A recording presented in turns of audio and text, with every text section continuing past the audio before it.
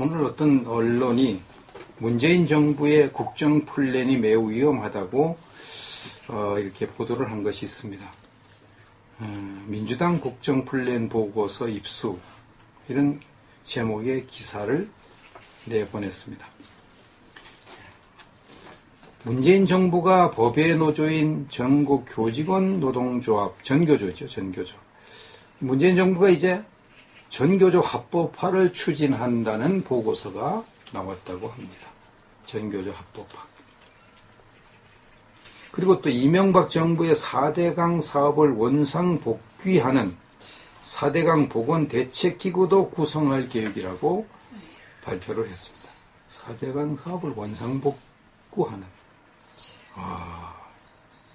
이거 나라 망할 계획을 세우고 있어요. 본지가 21일 입수한 더불어민주당의 신정부의 국정환경과 국정운영 방향이란 보고서에는 이런 내용의 촛불개혁 10대 과제가 담겼다. 교원노조 재합법화 선언은 10대 과제 중 두 번째 과제였다. 10대 과제는 두 번째 과제. 첫 번째 과제는 세월호 기간제 교사 순직자 인정. 이것이 첫 번째 과제였는데 이미 지난번에 다 업무 지시했죠. 그래가지고 실제로 이제 됐습니다. 세월호 순직자, 기간제 교사 순직한 거 이제 순직으로 인정해 주라고 명령을 내렸습니다. 그래가지고 됐습니다. 두 번째 과제가 전교조 합법화. 전교조 합법화. 큰일 났습니다. 우리나라 큰일 났습니다. 전교조가 불법화가 됐는데도 이 난리인데 합법화되면 얼마나 난리를 치고 완전히 학생들의 친북 사상을 이제 마음 놓고 가르치고 큰일 났습니다. 이 보고서는 민주당 선거대책위원회 산하 국민의 나라위원회 위원장 박병석, 당 싱크탱크인 민주연구원이 공동 작성했다고 했습니다. 국민의 나라위원회 핵심 관계자는 전교조뿐만 아니라 공무원과 교직원 등의 정치 참여를 폭넓게 허용하는 방향으로 정책을 펴나갈 예정이다. 공무원들도 다 정치에 참여하고 왜 이렇게 합니까? 공무원들을 거의 다 좌파가 장악을 했으니까 공무원들이 정치에 참여할 많이 참여할수록 좌파 정권인 문재인 정부가 유리하니까 이렇게 하는 거 아닙니까? 참 보통 문제 아닙니다. 2013년 전교조에 대한 고용노동부의 법의 노조 통보를 철회하면 전교조 합법화는 가능하다고 주장합니다. 고용노동부가 법의 노조라고 이렇게 통보를 했는데 전교조는 법의 노조다. 근데 노조가 아니다. 이렇게 법외라는 말은 법에 위배된 법의 규정에서 벗어난 노조라 이 말이에요. 그게 노조가 아니라는 거죠. 그걸 이제 철회하면 다시 전교조는 합법 노조가 돼서 마음껏 좌파 운동을 하고 친북 운동을 한다는 것이죠. 보고서에 나타난 나머지 촛불개혁 10대 과제는 다음과 같습니다. 세월호 선체 조사의 인력 재정 추가 지원. 세월호 선체 조사하는 위원회에 인력을 더 지원하고요. 재정도 더 준대요. 그렇게 많은 돈을 써서 세월호 선체를 조사했는데 또 더 조사해가지고 더 한다고. 세금이 자기 쌈짓 돈인가요? 참나, 이거. 자기 돈 가지고 하는 거 아닌데, 우리 국민의 혈세 가지고 하는데. 그 다음에 두 번째, 백남기 농민 사망사건 재수사지. 백남기 농민 시위하다가 물대포에 맞아 쓰러졌는데, 그때 사망했죠. 사망했는데, 의혹이 굉장히 높았어요. 빨간 우의 입은 사람이 저만큼 멀리 갔다가, 그냥 거의 날다시피 뛰어 들어가가지고 백남기 농민 위에 막 올라가서 그러고 난 다음에 이제 백남기 농민 얼굴에서 피가 흐르는 것이 장면이 잡혔습니다. 그래서 이걸 의혹하는 사람이 이거 좌파들이 백남기 씨가 물대포 맞고 넘어 쓰러져 있는데 그 쓰러진 백남기 농민을 죽이려고 빨간 옷 입은 그자가 올라가서 온 힘을 다해서 날려들어가서 주먹으로 쳐가지고 얼굴을 가격해서 죽은 거 아닌가 이런 지금 의혹을 풀려고 그 백남기 씨 시체 부검하겠다고 그렇게 했는데 끝까지 시위대를 해가지고 그 영안실을 막아가지고 결국은 시체 부검하지 못하고 장례식을 치렀어요. 장례식을. 공권력도 그 참 멍청한 건지 아니면 좌파의 영향을 받아 그런 건지 그거 시위하고 막는다고 그걸 가서 집행을 안 하고 그냥 내버려 두더라고요. 근데 이걸 가서 사망사건 재수사를 하겠다고. 재수사를 하면 빨간 우이부터 수사를 해야 되잖아요. 빨간 우이 수사하겠습니까? 그냥 물대포 쏜 사람들, 그런 사람들 더 처벌하고 뭐 이러니까 하겠죠. 그 다음에 최저임금 공약 준수 의지 1000명과 근로감독 강화 시행 지시. 이건 뭐, 최저임금 공약을 준수하는 것은 뭐 좋은 거죠. 이런 건 좋은 거. 그 다음 노동계약 4대 행정지침 폐기. 노동계약. 이 노동계약이라고 하는 자기들이 볼 때 계약이고요. 우리 우파라고 볼 때는 노동개혁이죠. 4대 행정지침.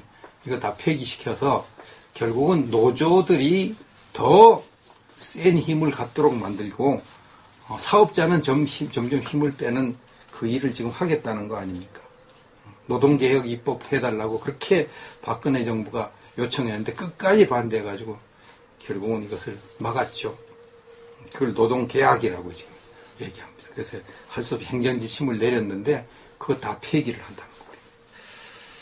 지금도 이제 귀족 노조들이 설치고 있는데 앞으로 이런 거 다 폐기해버리면 더 귀족 노조들이 설치되고 우리나라는 이제 완전히 노동자 천국이 되고 사업하는 사람 점점 힘을 잃어서 외국으로 공장을 옮기는 일어날 가능성이 높죠.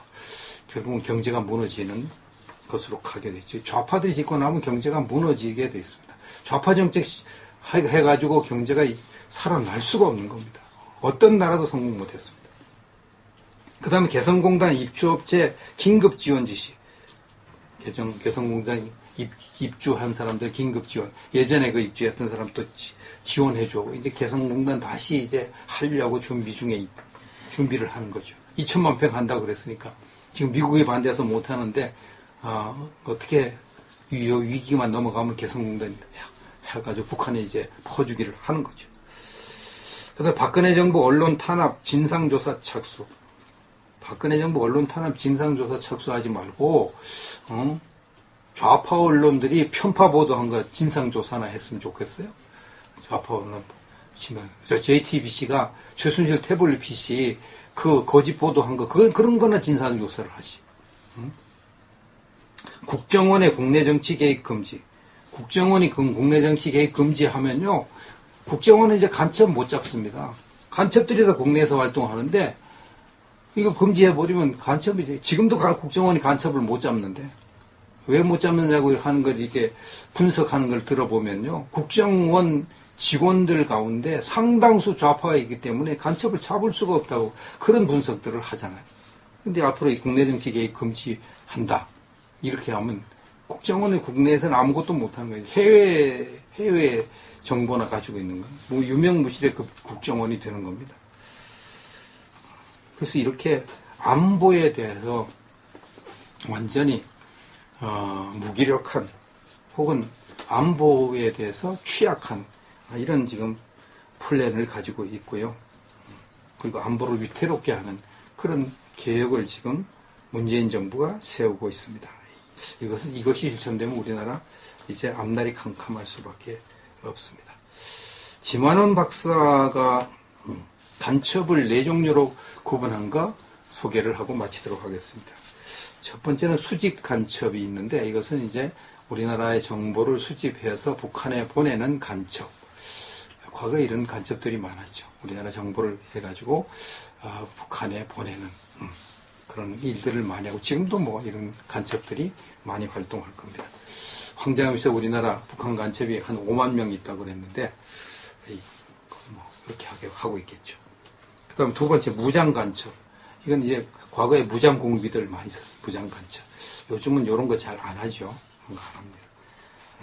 그 다음에 세 번째는 문화 간첩. 문화를 위장해가지고 간첩질을 하는데,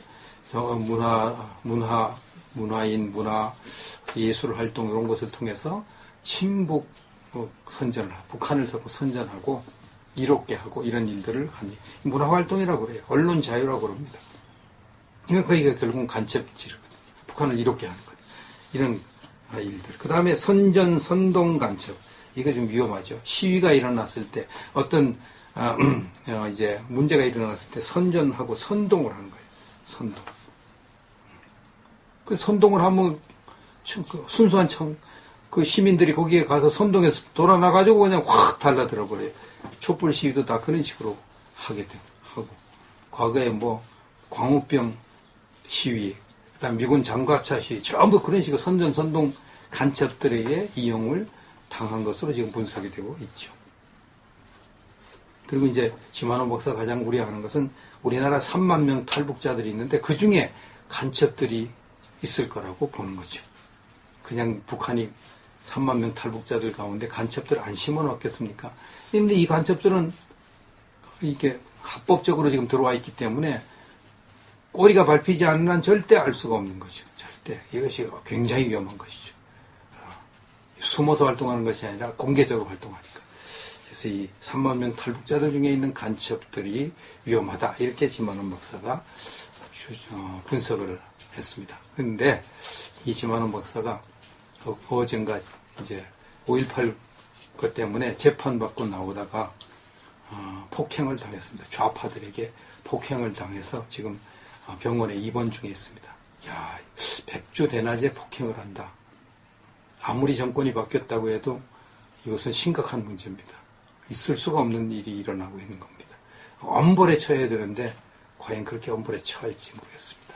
앞으로 이제 시작부터 이렇게 문재인 정부 들어서 시작부터 이렇게 우파를 탄압하는 일을 공개적으로 막 폭행을 하는 일을 하는데 앞으로는 얼마나 더 심하겠습니까? 우리 정신 바짝 차려야 될 것입니다.